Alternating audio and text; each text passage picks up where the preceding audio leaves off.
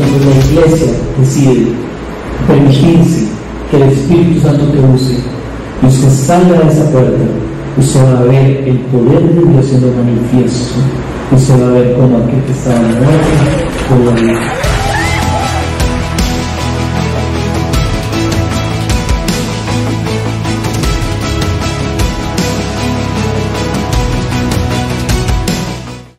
Bueno, hermanos, tenemos una prédica un poquito. Vamos a hablar de casi 6.000 años de historia, como en media hora, así que vamos a comenzar de una vez. Como les contaba Alonso, estamos comenzando una nueva serie que se llama Missio Dei, la misión de Dios. Y hoy me toca compartirles a ustedes la Missio Dei a través de la historia. Y como les dije en el culto pasado, este es un tema que a mí personalmente me emociona mucho. Dos de mis mejores amigos son misioneros enviados también por esta casa, y nos ha tocado la oportunidad de compartir mucho con ellos y aprender mucho de ellos, ver lo que ellos hacen en los países donde están, y de verdad estamos muy emocionados de compartir con la iglesia todo lo que tiene que ver con la misión del Señor. Pero por otro lado, Derek y yo, para los que no son nuevos, Derek es nuestro pastor general, somos discípulos. Nuestro pastor es un misionero increíble, pero increíble, de los más increíbles que yo he conocido. Entonces hemos estado inmersos a través de mucho tiempo en el tema de misiones, y eso nos emociona, nos gusta compartirlo con la iglesia. En Latinoamérica casi no se habla de este tema, y como iglesia creemos que es sumamente importante. ¿Qué es la misión de Dios? Eso tiene varias variables y varios factores, pero la mejor definición que encontré es que la misión de Dios es el anhelo de redención y reconciliación del Señor con toda la humanidad. Esto por medio de una sola cosa, por la proclamación del Evangelio de Jesucristo. Esa reconciliación y redención con el Señor solo puede ser a través de una cosa: el Evangelio del Señor, de nuestro Señor Jesucristo. Nota que no es paz y reconciliación entre los hombres, no es paz mundial, sino que es entre los hombres y el Señor. Y Dios siempre ha querido, a través de toda la historia, que todos los hombres vuelvan a Él, y toda nación le conozca y vuelvan a Él. Eso desde la separación del hombre con Dios en el Edén. Desde el día 1, desde que el hombre se equivoca, peca y es sacado del Edén, el Señor dice estas palabras. Génesis 3:15 dice: Dios está hablando, Dios le está hablando a la serpiente, a Satanás, y le dice: y pondré enemistad entre ti y la mujer, y entre tu simiente y la simiente suya.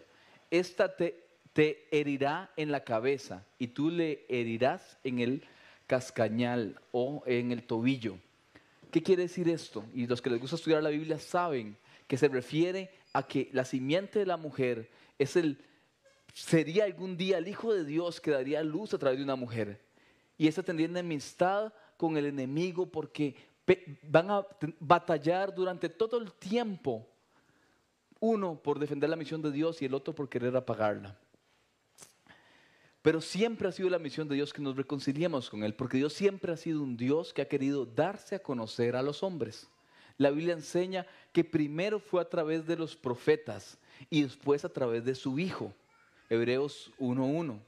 Y vendría el tiempo donde el Hijo del Señor vendría y cumpliría todas las profecías. Pero antes de que el Señor viniera, Dios escogió profetas, hombres que buscaron al Señor con todo corazón. Y esos hombres eran israelitas, pero el Señor no los llamó solo a predicar a Israel, los llamó a predicar a todo el mundo. Dios le dio esta profecía a Abraham. Y si usted ha leído la palabra del Señor y sabe, Abraham es el padre de los israelitas y de los musulmanes y todo, de todo el mundo, de todo el mundo ahí. Y Dios le dice, yo haré de ti gran nación, te bendeciré y engrandeceré tu nombre. Y serás bendición, bendeciré a los que te bendigan y maldeciré a todos los que te maldigan. Y en ti serán benditas, ¿qué? No dice Israel, todas las naciones de la tierra. Y Dios cumplió esta promesa a Abraham de una manera que los israelitas no se lo esperaban. Pero el punto es que Israel fue escogido por Dios. ¿Por qué? Porque Dios en su soberanía lo escogió. Y escogió que Israel fuera la nación, que fuera una nación misionera. Ellos debían ser celosos porque las naciones amaran y conocieran a Dios como el Dios verdadero. Debían dar testimonio colectivo de la grandeza, la bondad, la misericordia, el poder de Dios. Debían declarar que Dios era el único Dios verdadero. Y su testimonio tenía que reflejarle al mundo de que ellos creían y vivían al Dios verdadero. Y por último, invitar al mundo a que viniera y conociera a Dios. Pero en su lugar hicieron todo lo contrario. Se volvieron enemistad y odio contra el mundo. Se volvieron racistas. Y por esas razones Dios los castigó muchas veces a través de la historia. Pero Dios seleccionó a estos hombres para que en Israel fueran el canal por el cual Dios se comunicaba con la gente. Y cuando usted hace un estudio desde Isaías hasta Malaquías, todo el tiempo de los profetas, hay 5 profetas mayores y 12 profetas menores. Y usted analiza las profecías de ellos y se da cuenta que no todas eran para Israel, sino que Dios los envió a predicarle al mundo. Algún ejemplo: Amón, Siria, Babilonia, Edom, Egipto, Elam, Azar, Cedar, Medo-Persia, Moab, Filistea, Fenicia, Siria, Tiro y todas las naciones de la tierra. Así que Dios los envió a esos hombres, no solo a predicarle a su pueblo, sino a todo, para que todo el mundo conociera de Él. Esa es la misión del Señor, que todo mundo conozca de Él. Pero ellos no solo fracasaron en su misión, sino que ellos rechazaron a los profetas, y no solo los rechazaron, los mataron. Mateo 23:37, uno de los últimos mensajes del Señor, de los más fuertes hacia los fariseos y los líderes religiosos, les dice: oh Jerusalén, Jerusalén, la ciudad que mata a los profetas y apedrea a los mensajeros de Dios. ¿Cuántas veces quise juntar a tus hijos como las gallinas protegen a los pollitos debajo de sus alas, pero no me dejaste? Mataron y apedrearon a los profetas. Fueron un pueblo infiel, un pueblo arrogante. Fueron un pueblo apático, inmerso en una adoración superficial, porque al mismo tiempo que adoraban a Dios, adoraban también a los ídolos. Vivían para lo que ellos querían vivir y no para Dios, a pesar de que tenían a Dios a su favor. Y no escucharon el mensaje que Dios les había enviado a través de sus hombres. Por lo contrario, los mataron. Un ejemplo de esto: Jonás. Todos saben la historia de Jonás, ¿verdad? A mi hijo Lucas le encanta la historia del pez que se traga a Jonás, ¿verdad? Todos lo hemos leído. Jonás es el ejemplo perfecto de un hombre que tenía esta mentalidad dura, antievangelista, antimisión del Señor. Si usted va al libro de Jonás, cuenta la historia de que Jonás, el Señor lo llama a predicar a Nínive. Nínive era la capital de Asiria, donde hoy es Irak. Y Nínive era uno de los capitales más importantes de su tiempo. Vivían 600,000 personas ahí. En tiempos antiguos, 600,000 personas es un montón de gente, hermanos. Pero Jonás sabía, porque él había crecido en Israel, que eran de los peores enemigos que ellos habían tenido. Eran brutales, eran gente muy mala. Y ellos habían intentado conquistar y terminan conquistando parte de Israel. Y ellos habían sido siempre enemigos conocidos de Israel, brutales, asesinos a sangre fría. Y Dios, por alguna razón, en su misericordia, Dios le dice a Jonás: ve y predica a Nínive. Entonces Jonás va, se monta en un barco y se va para el Tarsis, el lado contrario de Nínive.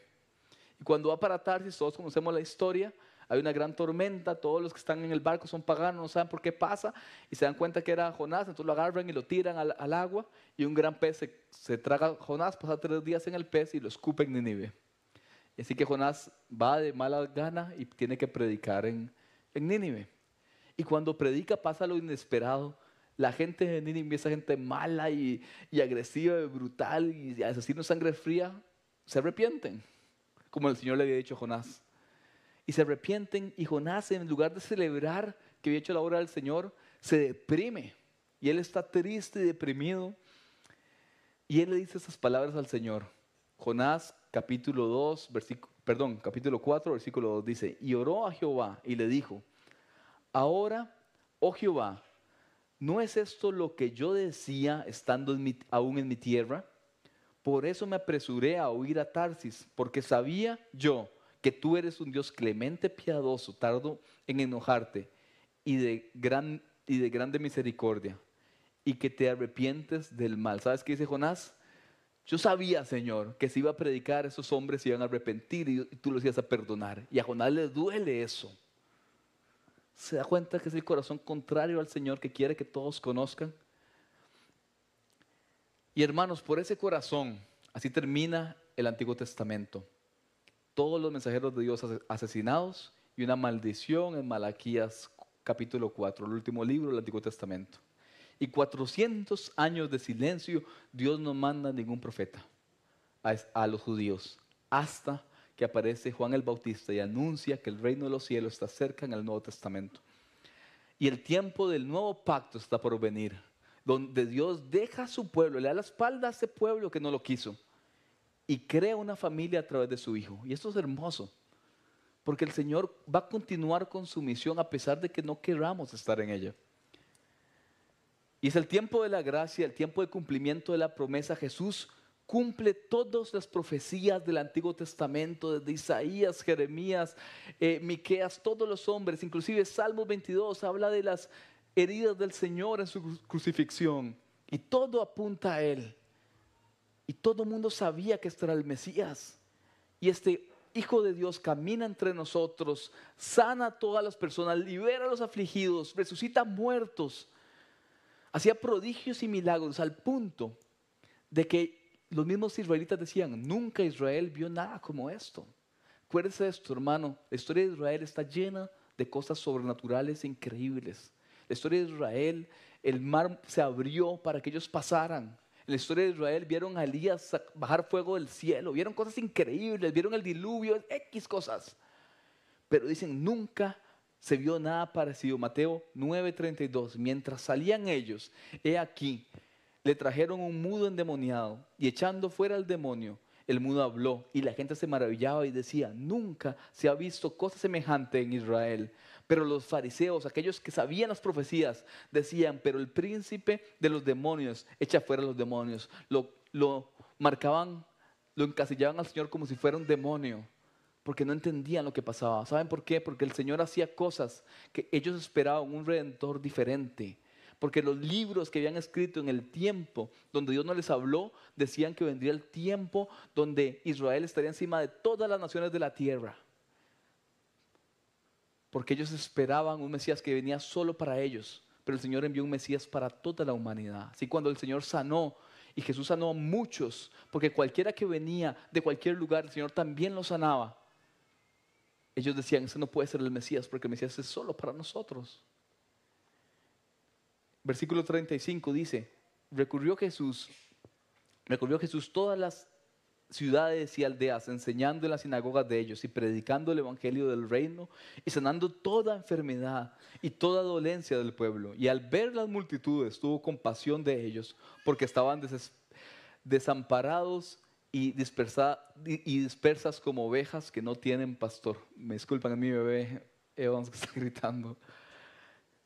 Y a pesar de todo esto, de ver todas las señales, aún así, los líderes judíos le dieron la espalda al Señor.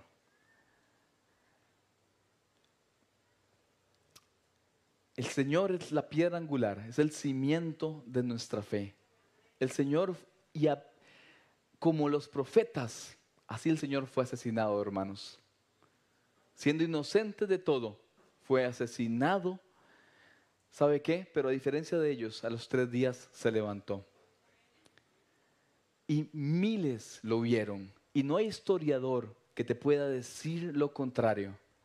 Y sabes que no solo lo vieron miles, sino que el mensaje que él dejó, el evangelio, el mensaje más importante de todos los tiempos, el mensaje más importante de la humanidad, el único mensaje que le puede dar vida eterna a la gente, esperanza a la gente, es inclusive el mensaje más fiel, históricamente guardado de todos los tiempos. ¿Puedes poner la gráfica, Mari? La historia no se prueba a través de la ciencia, la historia se prueba a través de la historia. Y la cantidad de testigos prueba qué tan exacta es la historia. Esta gráfica, las dos primeras gráficas es el Nuevo Testamento escrito en griego y la segunda el Nuevo Testamento escrito en cualquier otro idioma. Y vean la cantidad de copias que habían y testigos que han habido. Estamos hablando de más de 28,000 copias. El resto de textos son textos históricos que crean la historia que usted a mí nos enseñan en los colegios. Lo que más se le aproxima al Nuevo Testamento es la Ilíada de Homero con 1900 copias. Y eso lo que crea es que la crítica textual, que es la compilación de todos esos textos y la creación de la historia con ese montón de textos, hace que la historia sea lo más exacta y perfecta posible. Así que el Evangelio no solo es el mensaje más importante de toda la historia y de toda la humanidad, sino que es el mensaje mejor guardado de toda la historia y de toda la humanidad. Y cuando el Señor dio ese mensaje y resucitó de los muertos, Mateo 28:16 nos deja esta porción de la Biblia que es sumamente importante, que es la gran comisión. El Señor dice, le dijo a los, lean con versículo 16, dice, pero los 11 discípulos se fueron a Galilea. Nota, ya saben, Judas no estaba, se van los 11. Se van a Galilea, al monte donde Jesús les había ordenado. Y cuando le vieron, le adoraron, pero algunos dudaban, dice la palabra del Señor. Vean la veracidad de la Biblia. Mateo no saca ni nada de su escribir, como lo hace un buen historiador. Dice, algunos dudaban. No le da miedo meter esa parte. ¿Lo pudo haber omitido? Sí, pero no le da miedo. Y eso es lo que hace tan perfecta y veraz la palabra del Señor. Y Jesús se acercó y les habló diciendo, toda potestad me es dada en el cielo y en la tierra. Por tanto, id y hacer discípulos a todas las naciones, bautizándolos en el nombre del Padre, del Hijo y del Espíritu Santo, enseñándoles que guarden todas las cosas que os he mandado. Y he aquí, yo estoy con vosotros todos los días hasta el fin del mundo. Amén, que así sea, porque lo que el Señor dice se cumple. Y Él prometió que estaría con nosotros siempre. Pero nos dice, ¿saben qué? Todos somos llamados a llevar este mensaje y a ser discípulos. Todos, porque ahí no solo estaban los 11 discípulos, se cree que estaban 500 discípulos que el Señor tenía en Galilea. Así que en general, en total, más de 5,000 personas vieron a Jesús resucitado. Así que ese mensaje va para todos. Todos tenemos la responsabilidad de ir y llevar el Evangelio. No solo los que son líderes o pastores en la iglesia, no. Si usted es nuevo y tiene poquito, no importa cuánto sepa del Señor, eres llamado a llevar el Evangelio, siempre. Y esos de cobardes a valientes hicieron los discípulos. En 3 días pasaron de ser los cobardes que abandonaron al Señor a ser hombres valientes que dejaron todo, al ver al Jesús resucitado, dejaron todo y cambiaron el mundo. Y murieron muertes espantosas, pero no les importó, con tal de predicar el mensaje del Señor, la misión de Dios. Predicamos hoy lo mismo. ¿No es hermoso? ¿No les parece increíble? Hace 2000 años se predicó lo mismo y hoy predicamos lo mismo, las buenas nuevas, que solo hay salvación a los hombres a través de Jesucristo. Solo aquel que entrega su vida, se arrepiente de sus pecados, da un giro de 180 grados a su vida, tiene salvación del Señor, por gracia, no por obras, porque por obras todos merecemos el infierno. Pero todo aquel que entrega su vida, se arrepiente, tiene salvación, tiene abogado en Jesucristo, hermanos. Y es el mensaje más poderoso que hay. El elemento que siempre caracterizó a la iglesia y la va a caracterizar es la persecución. Siempre la iglesia va a ser perseguida. Hechos 2, después de que pasa todo esto y el Señor asciende al cielo, en Hechos 2 el Señor manda a su Espíritu Santo a la iglesia. En Hechos 3 Pedro predica y de pronto pasaron a ser más o menos 150 que tenía el Señor en Jerusalén, más los discípulos, pasaron a ser más de 3,000. 3,000 son convertidos. Pero en Hechos 4 vemos que los discípulos son arrestados y encarcelados. En Hechos 7, Esteban, un hombre piadoso, es asesinado junto al Señor por no haber hecho nada. Le hicieron un juicio falso al Sanedrín y es asesinado. Y así comienza la persecución de la iglesia. ¿Sabe qué? Y no va a parar. Y Jesús advirtió que nunca va a parar. Juan 16:2 dice, os expulsarán de las sinagogas y aún viene la hora cuando cualquiera que os mate pensará que rinde servicio a Dios. Y harán esto porque no conocen al Padre ni a mí. Mas os he dicho estas cosas para cuando llegue la hora os acordéis que ya os lo había dicho. Se da cuenta que primero fueron perseguidos los profetas, después perseguido y matado al Señor, y ahora es perseguida la iglesia. Porque la misión de Dios tiene un enemigo que siempre lo va a perseguir y es el príncipe de este mundo. Es lo que se mueve en este mundo. El mensaje del Señor nunca va a ser popular, hermanos, ni influyente. El mensaje del Señor se mete con lo más profundo de la vida de las personas. Y la mayoría de las personas no quieren cambiar. Y creen que están bien. Y cuando le dices a una persona que si sin Cristo estás condenado, va a ser motivo muchas veces para que te persiga. Y así fue a través de toda la historia. Primero, para los primeros cristianos, los judíos los persiguieron y los mataron. Después vienen los gentiles, quienes los con espada los asesinaron. Y después viene una de las peores persecuciones de la iglesia cristiana, que es por los romanos. 300 años de las peores persecuciones. La historia y la tradición cuentan que comienza con Nerón, uno de los peores césares, más brutales, más malos que ha existido. Este hombre culpa a los cristianos por haber incendiado Roma y lo usa de excusa para uno de los peores holocaustos que han habido. Y Nerón hacía fiestas con cristianos incendiados en antorchas, tiraba a niños y mujeres a que murieran con leones. Pero aparte de eso, algo que leí antes de hacer este mensaje, es que Nerón era un tentador. Nerón llegaba y mandaba a familias enteras a ser asesinados por leones y mientras los despedazaban, Nerón los tentaba y les decía, niega a Dios, niega a Jesús como Dios y di que yo soy Dios y yo te sacaré. En medio de su peor momento los tentaba. Y después de Nerón viene Domiciliano, lanza una persecución aún más extensa que la de Nerón. Y hasta Asia Menor llegó el tiempo en que persiguieron los cristianos, al lugar donde persiguieron los cristianos. Este fue el tiempo donde Juan fue exiliado a Patmos. Y después viene Decio, Diocleciano, familias enteras asesinados por nunca cometer un delito, solo por seguir a Jesucristo. Y se los he dicho en algunas prédicas, por amor a usted y a mí, para que este mensaje llegara a nosotros hoy, que usted y yo tuviéramos salvación, hermanos.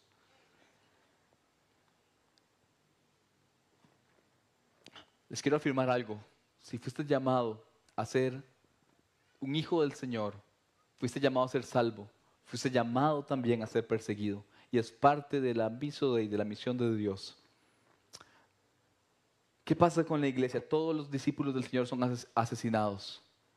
Pero se levanta una nueva generación de hombres, los padres de la iglesia. Hombres, cuando Pablo le dice a Timoteo, busca hombres fieles que sigan con la misión de Dios. Y se levantan esos hombres fieles que eran apologetas, hombres estudiados que defendían la fe con la razón. Y el cristianismo sigue creciendo y ellos también son asesinados. Uno de los más importantes, Justino Mártir, griego respetado, filósofo, apologista, asesinado por no negar su fe en Jesucristo. Y cuando fue sentenciado, él dijo, si somos castigados por Jesucristo, también seremos salvos por él. Y es pronto, después de esos 300 años de muerte y muerte y muerte, viene un tiempo que pareciera un tiempo de paz. Uno de los Césares dice que se hace cristiano, Constantino, en el 324 y declara que la religión oficial del imperio va a ser el cristianismo. Y sonaba bien, pero es lo peor que le puede pasar a la misión de Dios. Es lo peor, porque de pronto se hace tradición ser cristiano y pasa una ley que dice que cualquiera que es nacido de un hogar cristiano automáticamente es cristiano. Mis hermanos, eso no es así. No es así.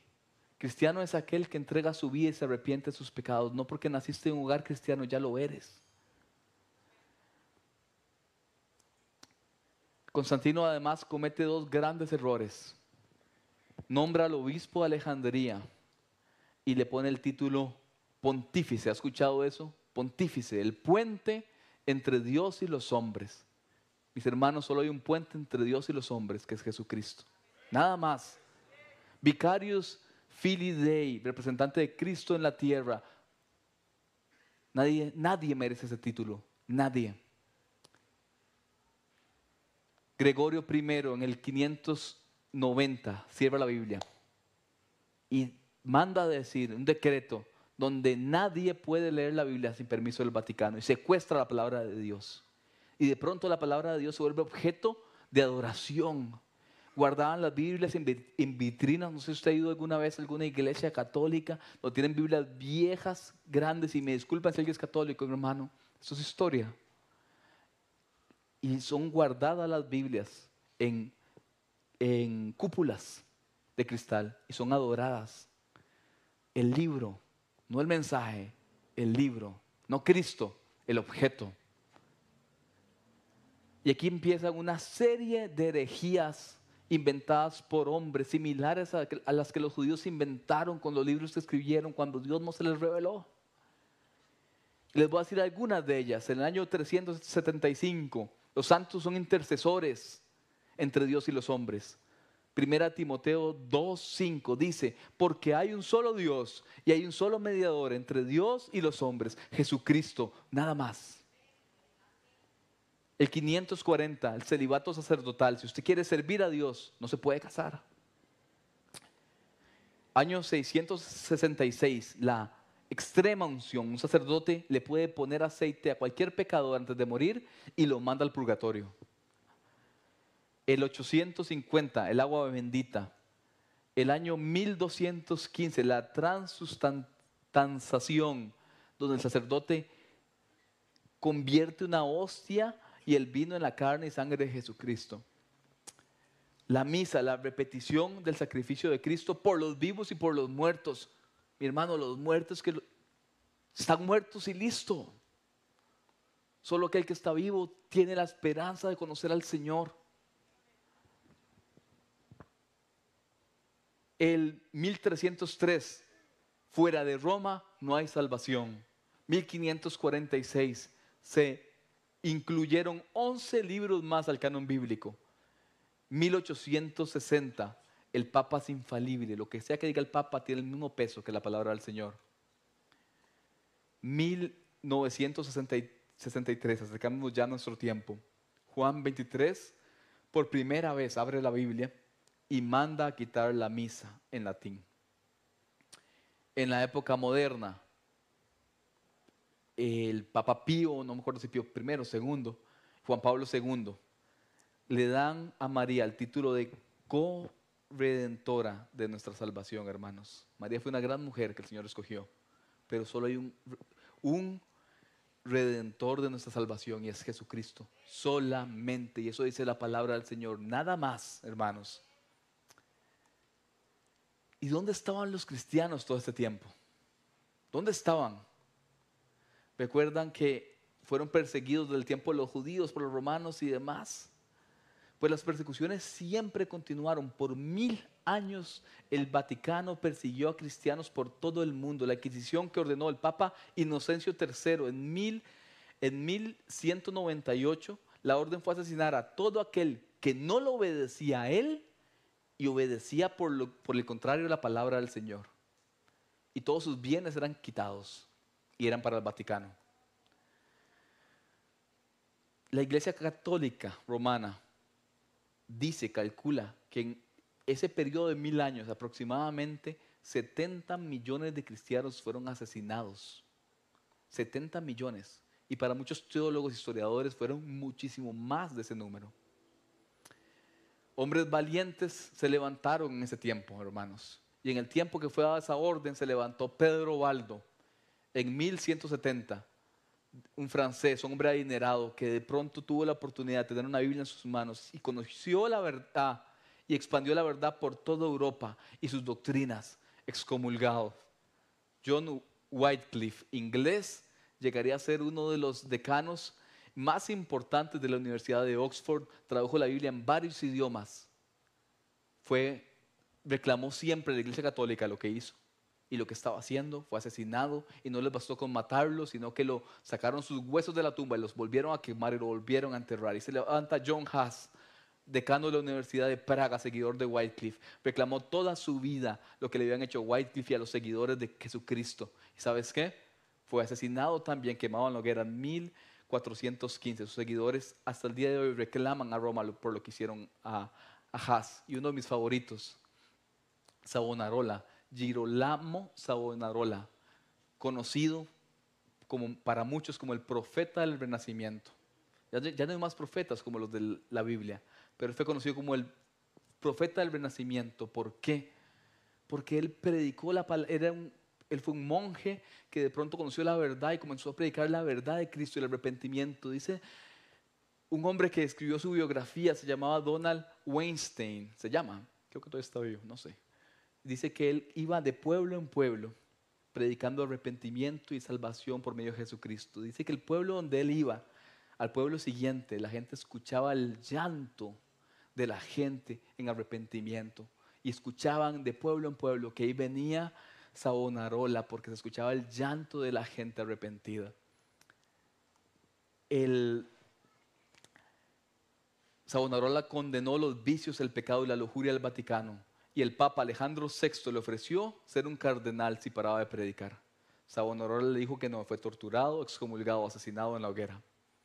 Y ahí viene el tiempo de la Reforma. De pronto un monje que había sido criado en la Iglesia Católica se da cuenta que ve desde su balcón cómo los sacerdotes llevaban cajas y le decían a la gente que hoy podían comprar su salvación. Y este monje agarró la palabra del Señor y comenzó a leer. Y leyó: el justo por la fe vivirá, en Romanos. Y él comenzó a leer la palabra del Señor y escribió 95 tesis. Y las pegó en la iglesia de Wittenberg en Alemania en contra de la Iglesia Católica. Rápidamente el Papa León X lo excomulga a Lutero. Y lo invita a retractarse. Lutero dice que no. Así que Carlos V, no sé si usted ha escuchado a Carlos V, pero fue el hombre más poderoso de su tiempo. Carlos V lo llama y lo traen a este concilio, lo sientan con todos los cardenales y le hacen un juicio frente a todos ellos. Y le dicen a Lutero que se retracte. Y Lutero dice que no. Y él expone sus tesis.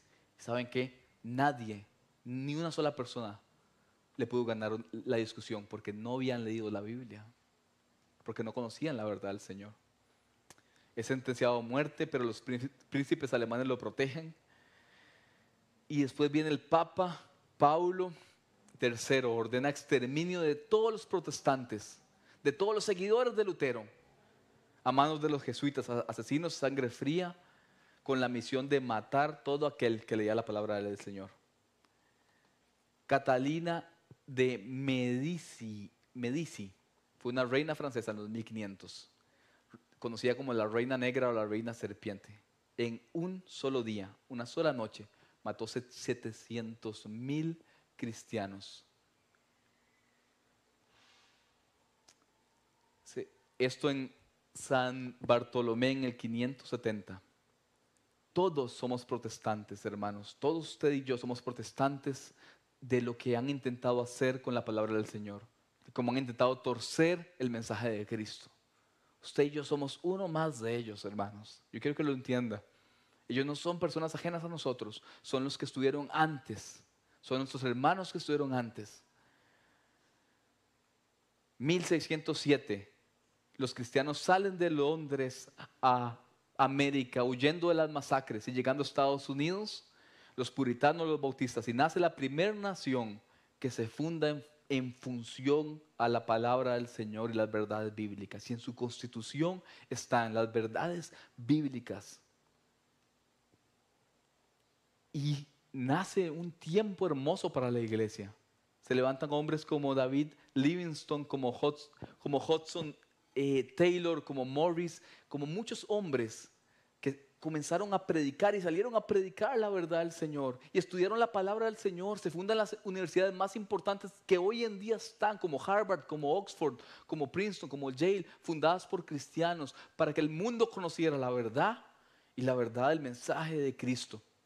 Y empieza una nueva era del cristianismo. Salen misioneros que llevan la gran comisión por todo el mundo. Y la Missio Dei pareciera florecer en manos de estos hombres libres.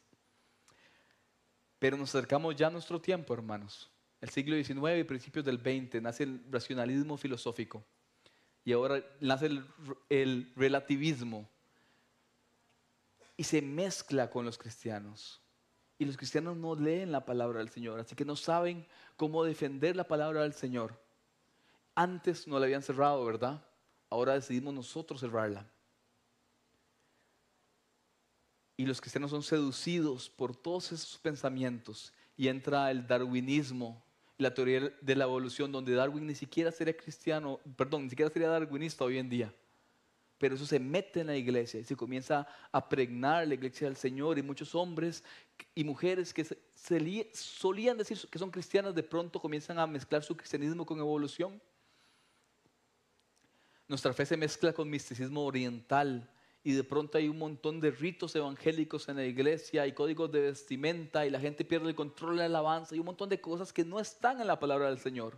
Y aparecen estos famosos evangelistas de televisión en Estados Unidos y comienzan a predicar un montón de doctrinas falsas y cosas que no son la verdad del Señor. Y las redes sociales hoy en día están llenas de multitud de mensajes antibíblicos, hermanos, de gente que hace fama por lo que otros dieron la vida. Gente que vende cursos sobre cómo discipular para que la gente se inscriba y les pague. Y eso no es la Missio Dei, no es eso, no es nada de eso. Y se levantan gente que hace música cristiana y no tiene nada de malo. Pero los cristianos comienzan a pensar que ser cristianos es estar en conciertos y conciertos y conciertos, cuando otras personas dieron su vida para que el mensaje llegara a usted. Y estamos perdidos en conciertos, escuchando mensajes en internet. Y nada de eso tiene que ver con la Missio Dei. Y usted escuchará cosas como: Dios quiere que seas rico, Dios quiere que hagas un pacto con Él. Dios no quiere que seas rico. Dios ya hizo un pacto contigo, entregó lo que Él más amaba, por tu alma, por tu vida, por tu vida.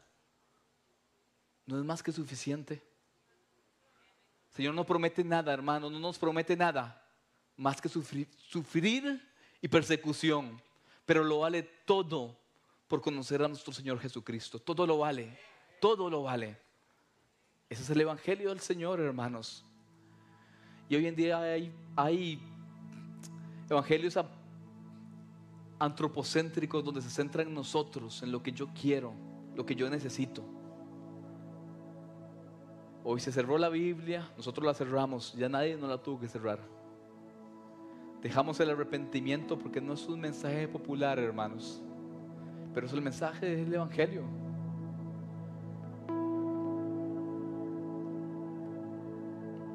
Mientras que hoy en día, ¿sabe? La mayor cantidad de cristianos registrados asesinados comienza desde el 1990, siendo matados en Europa Oriental, en África, Asia, Medio Oriente, por extremistas religiosos, políticos y comunistas. Toda la historia es exactamente como Jesús lo dijo. Ahora bien, ¿cuál es nuestro papel como iglesia? ¿Cuál es? No se lo voy a decir hoy. Venga la próxima semana, es el mensaje que Derek tiene para ustedes. Quiero terminar con esto. Mari, ponme el video, por favor.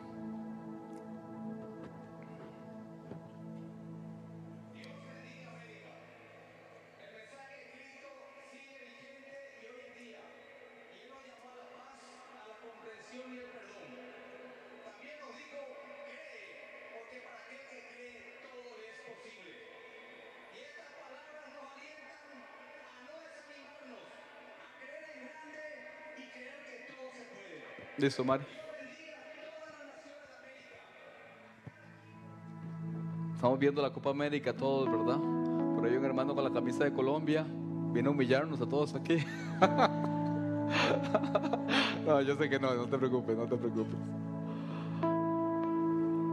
¿Sabe? Este pastor tuvo la oportunidad de estar frente a millones de personas, y dar un mensaje de arrepentimiento, y no lo hizo. ¿Qué dijo? Para el que cree todo es posible. No sé qué. ¿Sabes qué? Ese no es el mensaje del Señor. No lo conozco, no sé quién es. No sé por qué lo dijo. No sé si estaba a cierto punto limitado para hablar. Pero el mensaje del Señor no es ese, hermanos. El mensaje del Señor, y no es un mensaje de paz entre los hombres, ni de comprensión entre los hombres. Es un mensaje de paz entre el hombre y Dios, y comienza con el arrepentimiento de las personas. Él pudo haber dicho, ¿sabes qué? Deja tu pecado y acepta a Cristo, porque solo eso te salva, hermanos. Nada más te salva, nada más. No somos dignos de nada, hermanos, de nada. Para el que cree todo lo puede. No, hermano, no importa. Para el que cree en Cristo y todo lo que esté basado en la misión del Señor, no en nuestros propios deseos. Jesús dijo, Mateo 16:18, yo edificaré mi iglesia y las puertas del Hades no prevalecerán contra ella. Quiero terminar contándole algo. ¿Sabe? Yo creo esta palabra porque la he vivido. ¿Sabe cómo comenzó esta obra, hermanos? En una casa en ruinas en la California. Algunos estaban acá y estuvieron en ese tiempo. Una casa en ruinas en la California. Nadie daba un 5 por nosotros. Un montón de jóvenes sin formación bíblica, sin recursos, sin carácter, sin ayuda, perseguidos por las personas que más amábamos. La posibilidad de que esa obra prosperara era nula. Ningún hombre lo hubiera podido prosperar, solo el Señor. Porque la misión del Señor nadie la para. Nadie. Pero la Biblia dice que Dios escogió a lo más menospreciado y débil, como nosotros, para avergonzar lo más sabio y fuerte del mundo. Y vimos la obra del Señor en medio de amenazas, en medio de intimidaciones, escasez, prueba tras prueba. Vimos victoria más victoria del Señor. Ustedes, hermanos, para nosotros son una promesa del Señor, de que el Señor puede usar a cualquiera, de que la misión del Señor es grande, más allá de nuestras vidas, y de que muchas personas pueden llegar a conocer la verdad de Cristo. Es el turno de todos aquí de salir y ser parte de la misión del Señor. Hay sangre en tus manos de tantas personas que murieron por esto. No importa tu edad, no importa qué tan viejo o joven seas o cuánto conozcas del Señor. El Señor te llamó a ese mensaje que tocó tu vida y por lo cual estás sentado acá, y llevarlo a más personas. Solo puedo concluir con algo, hermanos. El mayor privilegio en la vida es servir al Señor y su misión, y vale la pena entregar la vida por eso. Cierre sus ojos, vamos a orar. Padre, gracias, Señor, por tu iglesia, Padre. Gracias, Padre, por cada uno de mis hermanos, Señor. Padre, gracias por hacernos parte de tus planes, Señor. Solo somos piedras pequeñitas a la par de una piedra hermosa, perfecta, que eres tú, Señor. Pues, Señor, cambia nuestros corazones y quita todo orgullo, Padre, toda mentira al enemigo.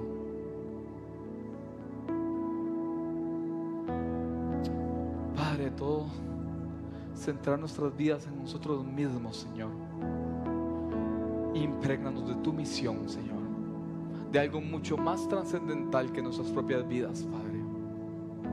Padre, que las mentiras del mundo no nos contaminen, sino que podamos vivir para la gloria tuya, Señor, por la misión tuya, Padre. Que esta serie de mensajes cale en nuestras vidas, Señor. Padre, que esta iglesia nunca más sea igual, Señor. En el nombre de Jesús.